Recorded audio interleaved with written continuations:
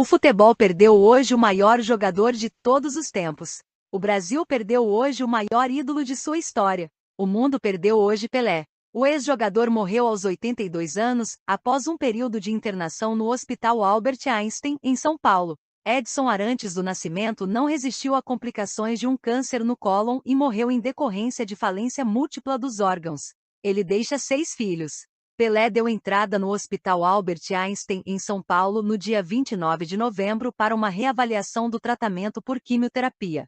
No último boletim divulgado em 21 de dezembro, os médicos afirmaram que o câncer de cólon havia progredido e que o rim e coração de Pelé exigiam cuidados.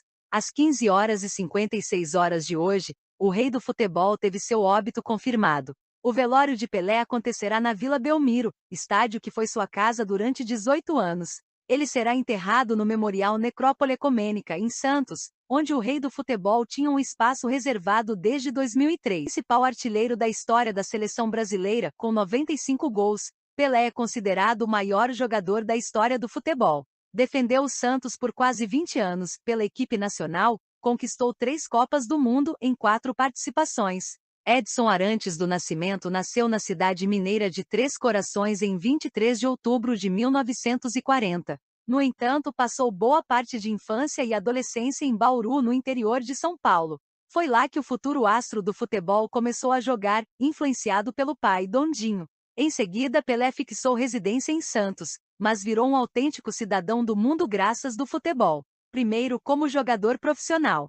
Depois da aposentadoria, em razão de compromissos como garoto propaganda e embaixador do esporte. O ídolo do esporte deixa 6 filhos, 3 de seu casamento com Rosemary Choubi, Kelly Cristina, Edinho e Jennifer, 2 da união do Assíria Lemos, Celeste e Joshua, além de Flávia Cristina, fruto de uma relação extraconjugal. Sandra Regina, filha que conseguiu o reconhecimento de paternidade de Pelé na justiça, morreu em 2006. Fez Santos e seleção virarem gigantes. Conhecido como o rei do futebol e o atleta do século, Pelé foi 3 vezes campeão do mundo com a seleção brasileira, a primeira delas com apenas 17 anos. Marcou 2 gols na final de 1958 contra a Suécia.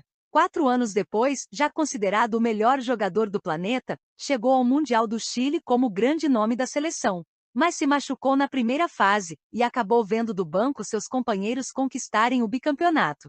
Em 1970, na Copa do México, vestia a camisa 10 daquela que é considerada até hoje uma das maiores equipes da história dos esportes coletivos. Depois do tricampeonato, saiu carregado nos ombros de torcedores mexicanos. Ao longo da carreira fez mais de 1.200 gols, entre jogos do Santos, da seleção brasileira e do New York Cosmos, Estados Unidos, seu último clube. Pelo time paulista, aonde chegou aos 15 anos, foi 2 vezes campeão da Libertadores e do Mundial, e 6 vezes campeão brasileiro. Aquela equipe se eternizou na história do futebol brasileiro e é desde então chamada de o Santos de Pelé. Gênio da bola. Pelé era considerado um atleta completo. Chutava com as 2 pernas, era forte e habilidoso, sabia cabecear, bater falta, tinha visão de jogo e raramente se machucava. Tinha um talento especial para cristalizar sua imagem em todos os cantos do planeta. É de longe a personalidade brasileira mais conhecida do mundo.